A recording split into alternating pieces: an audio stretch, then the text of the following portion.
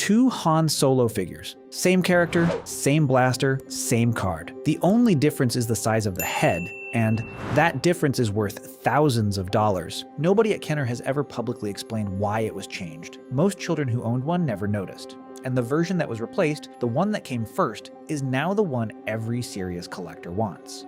When Kenner released the original 12 Star Wars figures in 1978, Han Solo was among them. He came with a small blaster. He retailed for $1.99. He was one of the fastest-selling figures in the line. Han Solo was the character every child wanted to be, and Kenner moved enormous quantities in the first year. The figure that shipped in that initial wave had a particular head sculpt, compact, relatively tight to the body in proportion. The collector community now calls it the small head, though that description is slightly misleading because the difference between the two versions is not extreme in absolute terms. It is noticeable once you know what to look for, and invisible until you do. This is what makes the small head Han Solo genuinely interesting as a collecting story. It is not a figure that screamed variation at the time. No child opened a Cantina adventure set and thought, "This head looks different." No parent buying a Christmas gift paused at the shelf. The change was subtle enough that it passed through the entire retail pipeline, through Kenner's production facility, through distribution, through the store shelves, and into the hands of children, without anyone commenting on it publicly. That invisibility is exactly what makes it significant now. At some point during the production run of the 12-back card era, Kenner changed the head sculpt, not with a press release, not with a product announcement, not with any documentation that has ever surfaced publicly to explain the decision. The change happened quietly inside the manufacturing process during an ongoing production run. The industry term for this is a running change, a modification implemented mid-production without stopping the line or communicating anything to the retail market. One day the figure leaving the factory had the original head, then it had a different one. The transition happened invisibly. The new head was larger. It was also, according to the StarWars.com historical record and collector community consensus, a better likeness of Harrison Ford. The small head had always been considered somewhat undersized relative to the figure's body. Someone at Kenner, and exactly who made the call has never been documented, decided the proportion needed correction. The correction, in the view of a significant portion of the collector community, overcorrected. The large head that replaced the small one is considered by many collectors to look slightly too big for the body it now sat on. The problem Kenner was trying to fix, a head that seemed too small, was replaced by a head that reads as slightly too large. The collector forums that have debated this for decades have not reached consensus, which is itself a record of how subjective the distinction is. What Kenner never did was tell anyone the change had happened. No acknowledgement, no announcement. The large head simply began appearing in stores, and the small head ceased to exist in new production. The figures already in households stayed where they were. The figures already in retail stock sold through,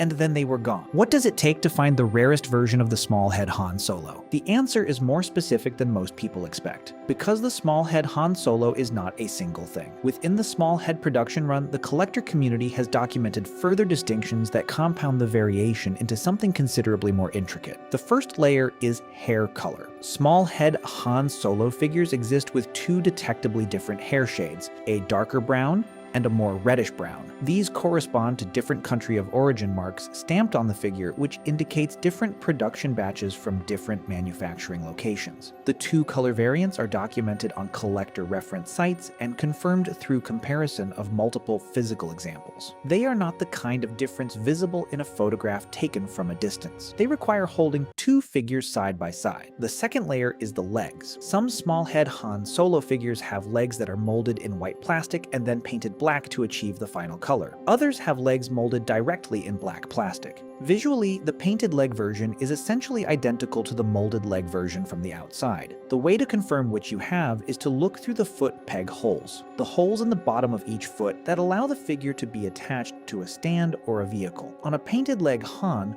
the white plastic is visible inside. On a standard figure, it is black all the way through. A scratch on the painted leg version will expose white beneath. The painted leg variant is rarer than the standard small head, and the small head itself is rarer than the large head, which means the painted leg small head Han Solo sits at the intersection of two separate production anomalies, an earlier manufacturing process combined with an earlier head sculpt, in a single figure that is indistinguishable from the outside unless you know to check. Most of the people who sold them at garage sales and estate sales over the past 40 years did not know to check. Loose, without packaging, in good condition, a standard large head Han Solo is worth roughly $30 to $60.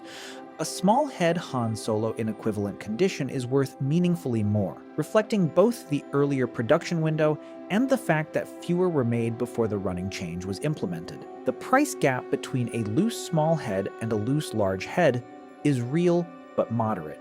The number that produces genuine shock in the collector market is the carded price. The figure still sealed in its original blister pack on the card back it shipped with. The 12-back card is the earliest Han Solo card back. The rear of the card shows 12 figures. The original 12 released in 1978, because at the moment those cards were printed, only 12 figures existed. There were no Empire Strikes Back characters yet. No Yoda, no Lando, no AT-AT driver. Just the 12 characters from the original film arranged on a card back that documents a specific moment when the line had not yet expanded into the franchise it would become.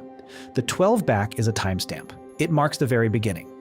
The small head Han Solo is the version that corresponds to this earliest card, the head sculpt that came first shipped in the packaging that came first. To find a small head Han Solo on a 12-back card in high-graded condition is to find a figure that represents the opening weeks of one of the most commercially successful toy lines in the history of the industry, in the form it took before any correction, before any adjustment, before anyone at Kenner had decided something needed to change.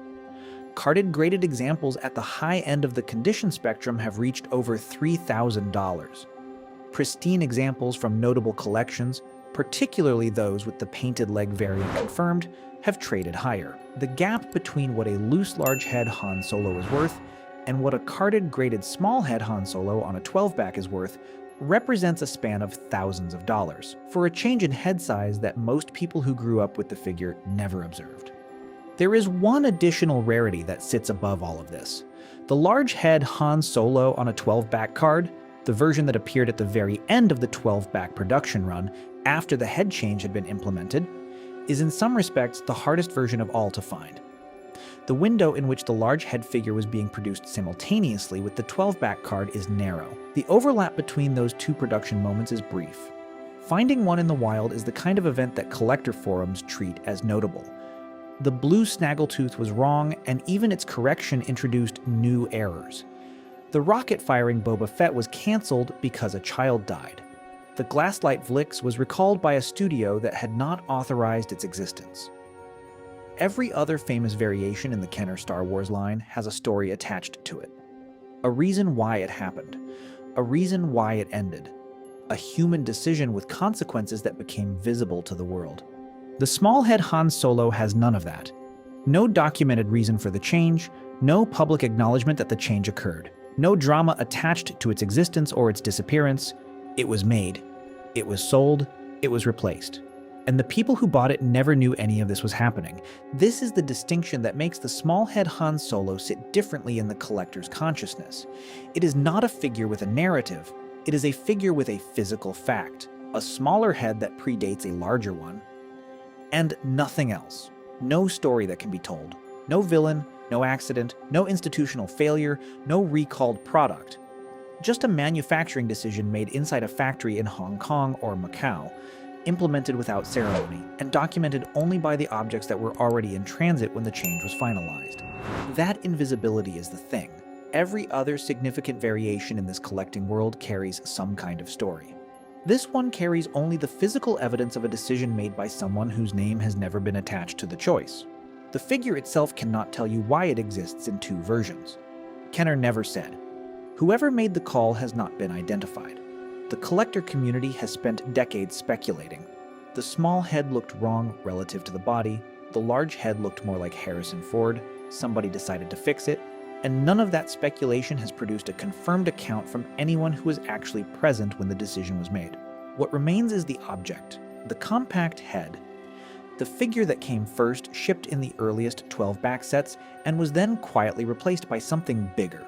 The figure that most of the children who owned it never thought about again after the day they opened the packaging, and the figure that the collector world, having finally noticed the distinction, is now paying thousands of dollars to possess in the cleanest possible condition.